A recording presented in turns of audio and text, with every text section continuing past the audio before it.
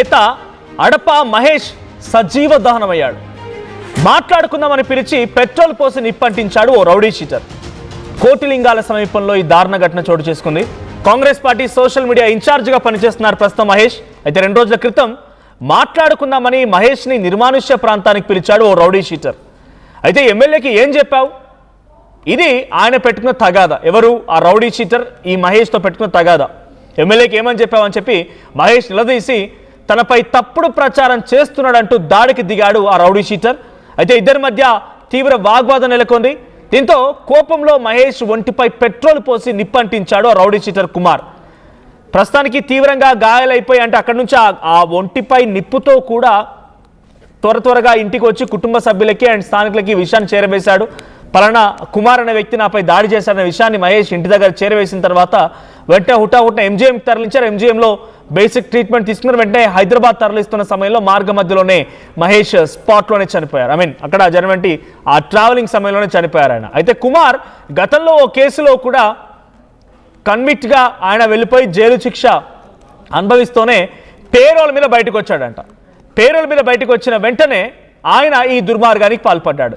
So payroll మీద వచ్చినటువంటి ఆ కుమార్ మహేష్ని ఈ రకంగా చాలా దారుణంగా పెట్రోల్ పోసి నిప్పంటించి హతమార్చడంతో కొంత ఉద్రిక్తత వాతావరణం నెలకొంది. సో నిందితుడు కుమార్పై హత్య కేసు నమోదు చేశారు పోలీసులు. మహేష్ మృతదేహానికి ఎమ్మెల్యే కేఆర్ నాగరాజు నివాళులర్పించారు. సో వర్ధనపేటలో ప్రస్తుతం ఈ సిచ్యువేషన్ కొంత ఉద్రిక్తంగా మారింది. సో విజువల్ చూడొచ్చు, మన సీసీటీవీ కెమెరాలో కనబడుతోంది. అక్కడ కనిపించేటువంటి ఫోటోలో ఆ వీడియోలో కనిపించే వ్యక్తే మహేష్. సో మహేష్తో ముందుగా దాడికి దిగడం, ఆ తర్వాత మహేష్ని చాలా దారుణంగా కొట్టడం కుమార్ అనే వ్యక్తి.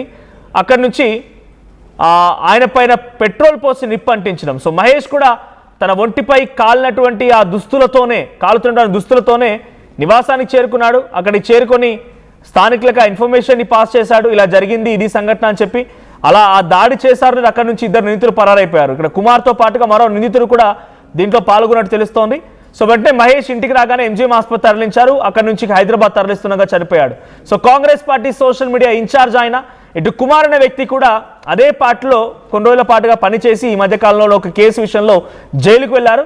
మళ్ళీ పేరోల్పై బయటకు వచ్చి సంఘటనకు పాల్పడ్డారు. ఎమ్మెల్యేలకి ఏం చెప్పావు, నా గురించి వర్ధనపేట ఎమ్మెల్యే నాగరాజ్కి ఏం చెప్పావు అని చెప్పి క్వశ్చన్ చేస్తూనే ఈ దాడి చేయడం, ఆ తర్వాత హతమార్చడం. దీనికి సంబంధించి ఒకసారి అక్కడ సంఘటన స్థలంలో అక్కడ జరిగినటువంటి సంఘటన పైన రాస్తా రోకో చేస్తున్నారు. రోడ్డుకు అడ్డుగా నిలబడి వాహనాలు పోనివ్వకుండా నిరసన వ్యక్తం చేస్తున్నారు. ఒకసారి ఆ కుటుంబం అండ్ అక్కడ స్థానికులు ఈ సంఘటనపై నేను రియాక్ట్ అయ్యారు, వారు ఏం మాట్లాడారో చూద్దాం.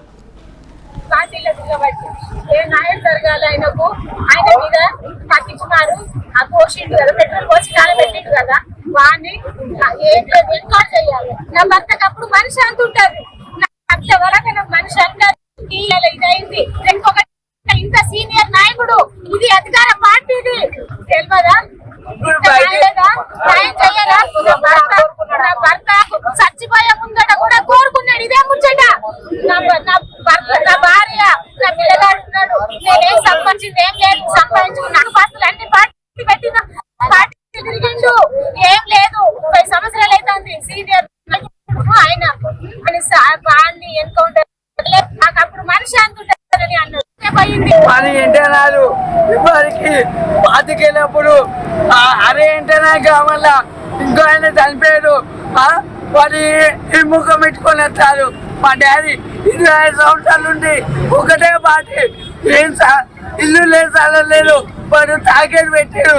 ఇవారికి ఒక చేసారు, ఏదో బాళ్ళు కొట్టించారు, ఇప్పటికి చేసారు. ఇప్పుడు వీళ్ళేమో పోలే అంటారు.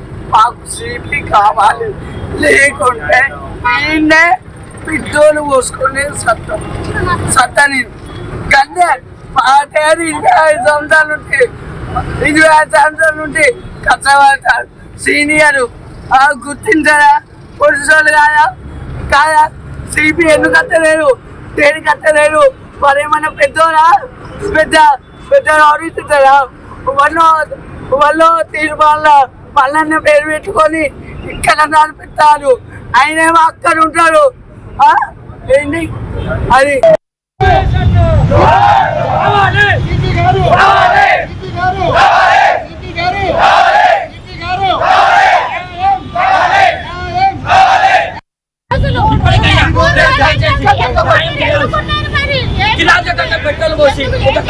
వేరు చేసి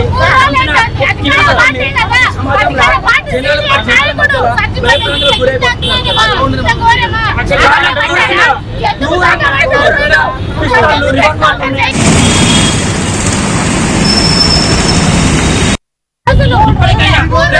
రైట్, ఇది సిచ్యువేషన్. ఆ కుటుంబం ఆ రోడ్డుపై నిరసన వ్యక్తం చేస్తూ 30 ఏళ్ల నుంచి కాంగ్రెస్ పార్టీ కోసం కష్టపడాడు, కాంగ్రెస్ పార్టీలోనే పనిచేసిండు, పేరు లేదు, ఊరు లేదు, ఏమీ లేదు, ఆఖరికి వస్తే ఈ రకంగా చంపేసిరు అని చెప్పి ఆ కుటుంబం, ఆ భార్య, ఆ పిల్లలు చెప్తున్నమాట.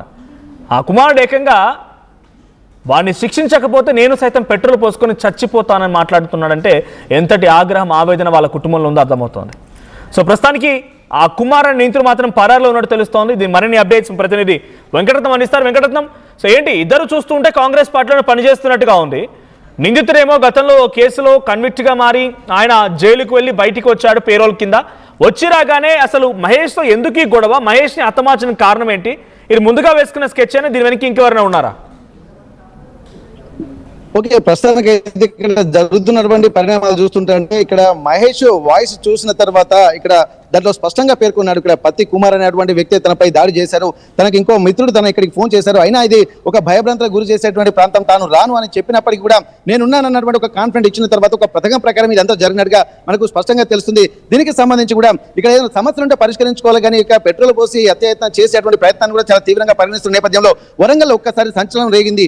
గతంలో ఉన్నటువంటి పత్తి కుమార్ పై కూడా ఇద్దరు రౌడీ షీట్ ఓపెన్ అయినటువంటి పరిస్థితులు కూడా కనిపిస్తున్నాయని చెప్పి ఇక్కడ ఉన్నటువంటి అధికారులు కూడా చెప్తున్నారు.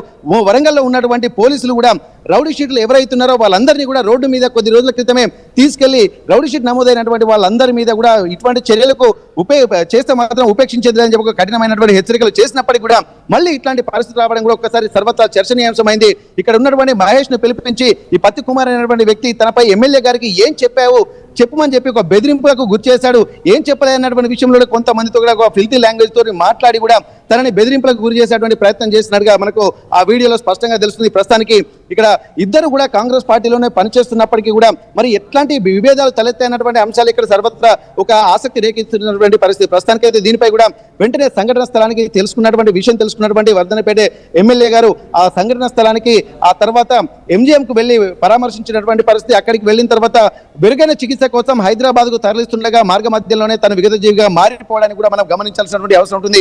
ఇక్కడ ఎంతో మంది ఆ జన సంద్రం మధ్య కూడా ఎంజీఎం మార్చి నుండి కూడా తనని తీసుకొస్తున్నటువంటి నేపథ్యంలో వరంగల్లో ఉన్నటువంటి కాంగ్రెస్ ఎమ్మెల్యేలు, మాజీ ప్రజాప్రతినిధులు